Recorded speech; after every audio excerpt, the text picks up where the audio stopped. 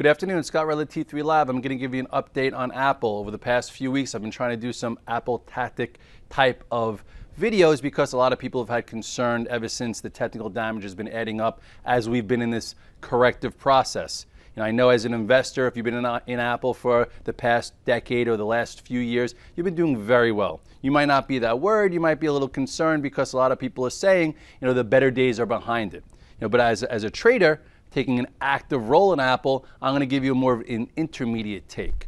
I like a roadmap. I like to follow the technicals. And whenever you get into an earnings report or the day of, you no longer have a roadmap. All right, you have to go in blind if you're looking to drive because you don't exactly know what that report's going to be, and there's a lot of risk. So there's different ways to be involved for an earnings report and also after hours, and then the sessions ahead. But you also need to have your levels in front of you, and if you want to be involved, there's a way to do it that's a little bit more risk averse. First things first, you look at the chart of Apple, you will see, we went into a nice swing trade with Apple right around here, right around 600, because the roadmap was clear.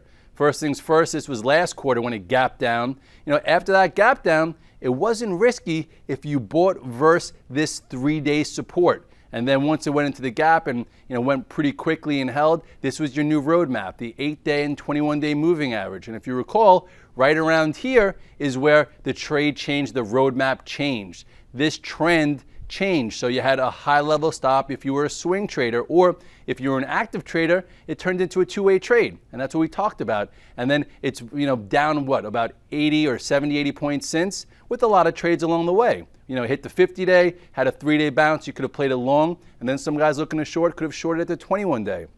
Happened again here at the 100-day, little 3-day move for about 20, 30 points. Then you could have shorted it, did it again. So the bottom line is here we are now, where we're hovering right around this 611, 612 area. This has been, this quick pivot support. So we're about 2 hours away from earnings. So here's the thing. When I approach earnings, as a rule, I typically don't take stock into earnings because I've seen too many traders blow up. All right, I traded after hours, I traded the day after, but with Apple that I trade every single day, and I do have a bullish bias, but again, you have to have it with a plan. What I will do this time is, because we've come in about 90 points, I'm going to take a bit of an option strategy in order to be involved if they halt the stock and the third quarter is okay and the fourth quarter guidance isn't as conservative as Apple usually is. So what I'm doing is a call spread. There are two different call spreads you could do, but when you buy them, I hate to say it, you have to think about a zero right away because 90% of options do expire worthless. That's why I trade equities. Anyway, real quickly, with the stock trading right here, let's go back to the chart. I'll talk about it right around 612.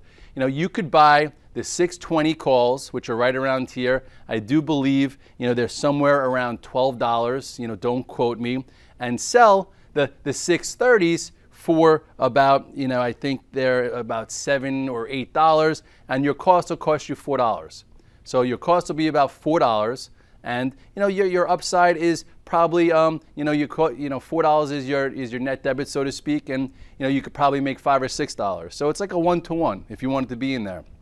A bit of a riskier strategy, which is actually the strategy I went with, is I bought the 635s for about $7, and I sold the 650s for about $2.75. My same net cost is $4. But I think that if the report is in line and the guidance is okay and the supply constraints aren't a problem and they address it, I look at this chart and I see that, resistance right here to me, first spot is 638. That wouldn't be helpful at all. But I do think that, if this is going to be an upside move in Apple, we could see, you could see 650 to 655 from here. Okay, and that would give you, a $15 option with the $4 cost. It's about a $12 is what you can make, so it's 3-to-1, not so bad. All right, but I'm hoping to make a lot more money trading it after hours, but this is just in case it's a halt. So best case scenario, I guess, or the easier way, is that the report comes in okay, the street accepts it, you gap up, 3 to 4%, make $12. You could buy 10, 20, 30, 40, 50, 100. I don't know what your size frame is. I'm going tier 1 just to be involved. But the tougher trade, but you can make more money with even as an investor, is if they do miss the third quarter, which they might, because you can't get an iPhone 5 if you wanted one. You can't go to the Verizon store, the Apple store. You couldn't walk in and say, "Can I have a phone, please?" You had to go on some kind of lottery system. You had to go online at night. You had to get special shipping. So anyway, that might have deterred some of the demand. And then also, when they introduced the iPad mini, that whole 100 million thing, people are thinking that they might be light on iPad. So if both of those are the truth, and that's why we've been that weak, you could see a 30-point gap down or so. Okay, and what would that do? That would make your options go worthless. Okay, risk is premium paid. At least you had a plan. You had defined risk. And then I do think there's going to be a lot of opportunity, maybe even more opportunity than holding a call spread into what could be a gap up to buy at key levels for a longer term move later this year into the holidays. So if you take a look at the chart, you will see here is your 200-day moving average. Here you have your SMA and you have your EMA, both right here. So with that said, write this down. This is major support. So if it is bad, or it's not seen favorably, I'm going to be looking to see if I could buy the stock after hours somewhere around this, 570. Or sometimes they like to pierce through the 200-day because there are a lot of stops there. And then if you see it go lower and reclaim it, you know that there's some washout there. But at least, after hours, your levels here, 570, 585. That's the real levels. If you want to take a more of a broad look, that's where that support is. And that's a pretty big move. So the risk to reward is in your favor that people might give it a pass and you could buy it here. And if you sold your common there, then I think if you're waiting, here's a really good spot for you to, get back involved, and you will have bought Apple in the dip, and then hopefully with more time, the PE of 9 and the fundamentals come into play, and Christmas is awesome, which I think it will be, and you caught yourself a nice stock. Yes, maybe you lost on the options, but big deal. You'll make a lot more money holding the common stock, but at least it'll be defined. Same way last quarter, I did not take stock into earnings. I actually had a feeling it would be to the downside, but I didn't play the puts.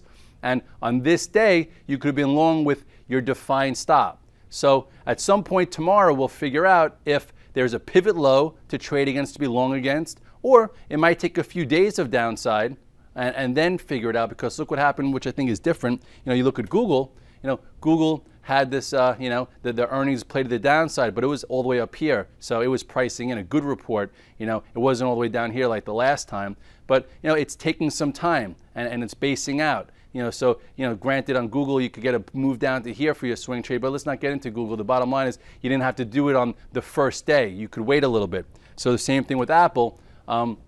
We'll see how it opens tomorrow. I'll talk about it, and we'll figure out if you can get into a tier 1 and then wait for some type of reversal pattern like you saw right there, which signified boom into the gap, 3 days filled, showed you strength, showed you commitment, and then that's what happened. For this, I'm not that sure yet. So I am in, I bought the call spread, somewhere around here.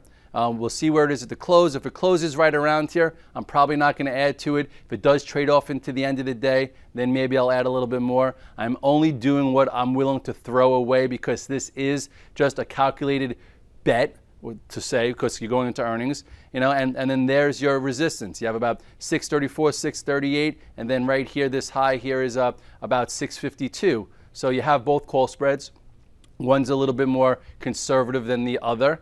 And then you have your downside if the report is light and the expectations, or the next quarter they talk it down versus talking it up.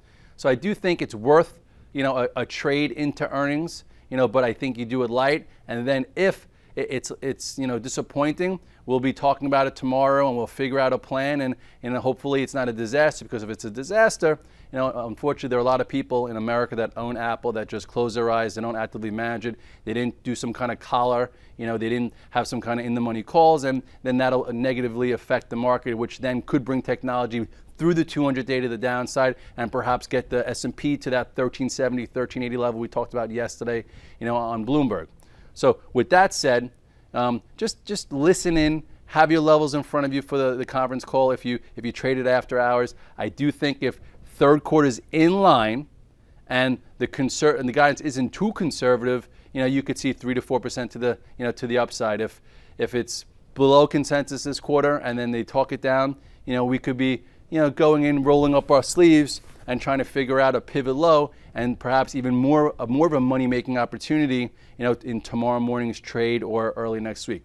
So that's your Apple update. Hopefully it helped. Hopefully you're in a position that you're looking for opportunity, not caught in it. There are some guys saying they're selling today. I'm like, how could you sell today? We just went from 700 to 610. You've had about 5 different areas that showed you could have been stopped out earlier and saved yourself some money, but those are the type of people that have to educate themselves on how to navigate these type of stocks differently. And if they do so, they'll wind up saving themselves and making more money down the road. Scott Redler, T3 Live, Apple. I wish you guys luck, and hopefully if you're on the virtual trading floor, you'll hear me talk about it live on the radio with Mark. You know, it's going to be hard to tweet. I'm sorry, it's just going to be hard to tweet. I'm going to be trading it. So, you know, I wish you guys the best. Have a good one. Hi, I'm Sean Hendelman of T3 Live, where we train, coach, and mentor traders in order to help you put your money to work with confidence. The T3 Live approach is a blueprint for you to recognize, adapt, and ultimately take advantage of different market conditions. To begin your training with T3 Live, we would like to offer you the opportunity to enroll in our free 30-day online home study course. Fill in your name and email address, and I'll see you on the other side.